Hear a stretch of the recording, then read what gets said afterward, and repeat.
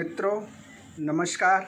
आज किसान मसीहा भारत रत्न स्वर्गीय चौधरी चरण सिंह जी की पुण्यतिथि है और इस दिन पूरे देश का किसान उनको याद करता है, क्योंकि बात लोकसभा चुनाव की चल रही है। इस समय लगभग 7वें चरण का चुनाव कल ख़त्म हो जाएगा और हमारे जो अभी के लोकप्रिय प्रधानमंत्री हैं श्री नरेंद्र मोदी जी, अक्सर उनके बारे में ये कहा जाता है कि वह किसान विरोधी मोदी सरकार, कुछ नकारात्मक विचारधारा वाले लोगों ने कुछ उनका इस तरीके से दुष्प्रचार किया।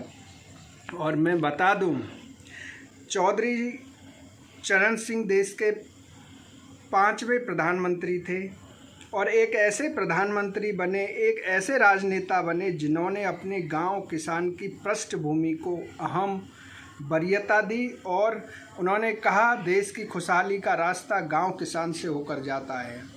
यह बिल्कुल सत्य है। आज मैं कहूं, सरदार वल्लभ भाई पटेल लौह पुरुष, जिन्होंने एकता की परिभाषा के रूप में अपने को स्थापित किया इस देश के अंदर, और एक राष्ट्र, एक मजबूत राष्ट्र हम जिसमें रह रहे हैं, वह उनकी देन है। अगर अंत्योदय की बात की थी किसी ने, तो वह थे सरदार वल्लभ भाई पटेल।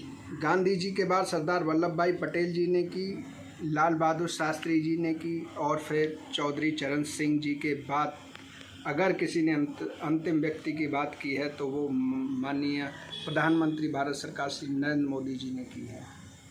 और एक ऐसा राजनेता जिसने आजीवन अपने जीवन को राष्ट्र की सेवा में समर्पित कर दिया है, और वह हमेशा, आपने देखा होगा, गरीबों की, किसानों की, मज़दूरों की जो योजनाएं हैं उनको बड़ी बारीकी से जनता के सामने मन की बात के माध्यम से रखते रहे हैं। और मैं कहूँगा, अगर सरदार वल्लभ भाई चौधरी चरण सिंह जी के बाद अगर अंत्योदय आखिरी आदमी तक सुविधा पहुंचाने में अगर कामयाबी अगर हासिल की है, तो वो है हमारे देश के माननीय प्रधानमंत्री श्री नरेंद्र मोदी जी।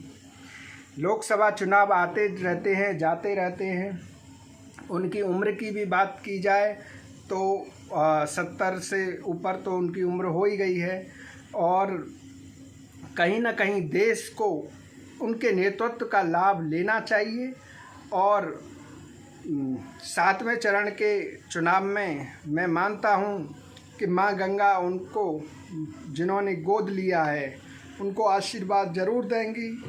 7वें चरण में वाराणसी, काशी में भी चुनाव है, काफ़ी महत्वपूर्ण सीटों पर चुनाव है, गोरखपुर में चुनाव है जहां मैं अभी गया था।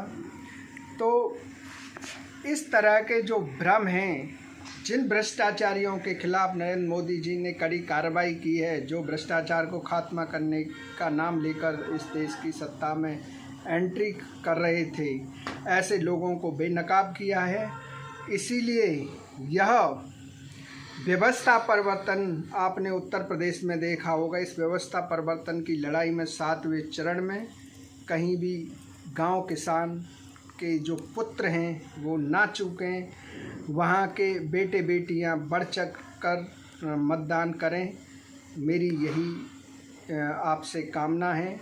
जय जवान, जय किसान। और पुण्यतिथि पर भारत रत्न किसान मसीहा पूर्व प्रधानमंत्री स्वर्गीय चौधरी चरण सिंह जी को फिर से विनम्र श्रद्धांजलि अर्पित करता हूं, और आशा करता हूं देश के राजनेता उनसे प्रेरणा लेकर आगे इस देश की खुशहाली का रास्ता प्रशस्त करेंगे।